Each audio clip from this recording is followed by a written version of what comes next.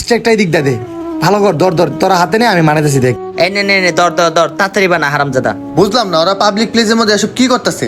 না যায় দেখি ওরা বুঝে একটু লাইনে আনতে পারি কিনা। কি রে তোরা কি করতেছ তো এসব? কি করতাছি দেওয়াস না? তোর কাছে বলা লাগবো আমরা কি করতাছি? বলা লাগবে মানে? তোরা এসব উল্টা উল্টা পাবলিক প্লেসে কি করতেছ? দেখছস মামা, যে জায়গায় যাই ওই জায়গায় কেরা লাগা। মামা ফাও পেরা লইস না, যেমনা এসে সেমনা যা, মাথা মতো গরম করিস না, কইলাম যা। ভাই ওরা না ছোট মানুষ, বুঝে না। ভাই আপনি একজন বুঝের মানুষের কিভাবে ওদের নিয়ে এসব করতেছেন?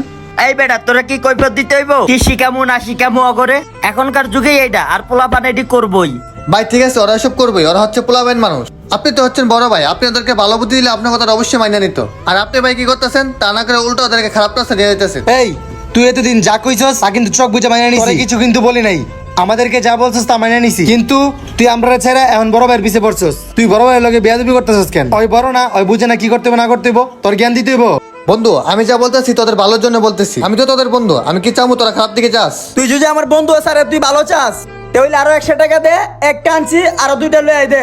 শুধু দাঁড়ায় দাঁড়ায় জ্ঞান দিলে বন্ধ হয়ে যায় না, কিছু টাকা টুকা দে, দিয়ে হেল্প কর, তাহলে না বুঝবি তুই আমাদের সত্যিকারের বন্ধু। হাই রে তোরা টাকাটা কিনা এসব খারাপ জিনিস খাইতেছস, আমার বলতেছ তোদেরকে টাকা দিয়ে আমি পাপের ভাগিদার হইতে? এসব বাজে বাজে জিনিস না খাইয়া ভালো পথে টাকা পয়সা খরচ কর। শোন, আমাদের ধর্মের মধ্যে এসব জিনিস খাওয়া খারাপ।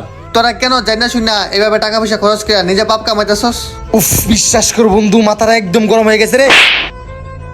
নেক্সট টাইম থেকে আমাদেরকে কোনো জ্ঞান দিতে আসবি না, আমাদের কি করতে হবে না করতে হবে এটা আমরা ভালো করেই বুঝি। চোখের সামনে থেকে যা যা।